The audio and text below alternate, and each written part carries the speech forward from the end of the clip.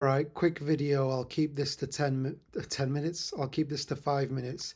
This is actually the second time making this video, but here's what I want to say. Okay, I'm starting polyphasic sleep.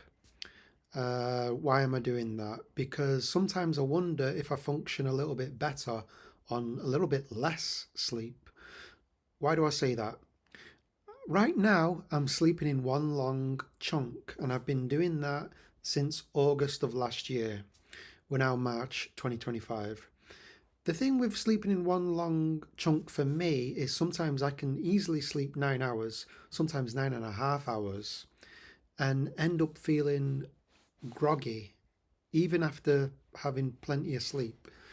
Right now, I feel like my sleep isn't great, just something isn't right. And I don't know if it's because I'm waking up in the middle of the night to go to the bathroom and then struggling to get back to sleep. I think sometimes when I wake up in the middle of the night, sometimes I wonder if it would serve me better just to do a couple of hours work on the laptop and then go back to sleep.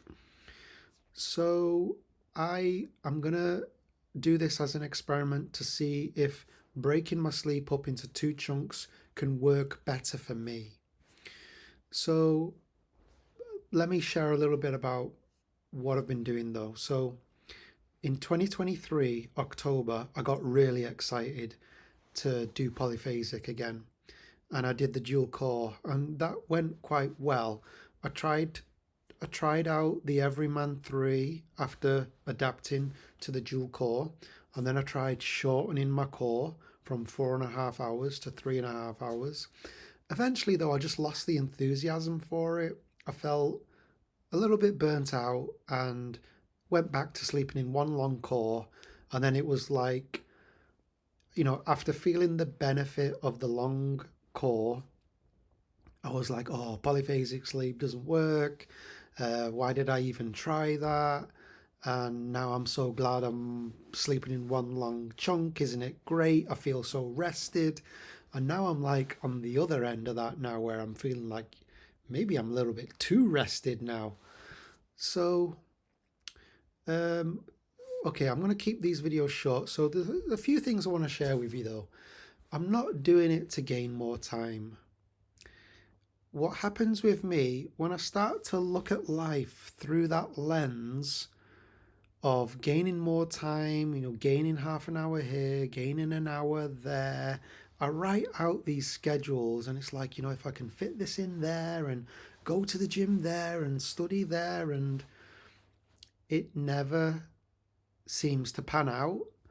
And I think for me, I I want to flow through my life. And there is a spiritual side as well. So what works for me is that I'm made up of ego, personality, higher self, higher mind. We have different labels for it, but I refer to it as the logical mind. What am I on about? So when my logical mind takes over, the best way to describe this is, what is the quickest way to get from point A to point B? Logically, it's a straight line, right? But life doesn't work that way. We don't go a straight line from where we are now to where we want to get to. And my logical mind believes that it knows how to get to point B. But look, the logical mind is great. We wouldn't have these things without the logical mind. We wouldn't be able to send rockets into space. But my higher mind knows the bridge of incidents that need to happen.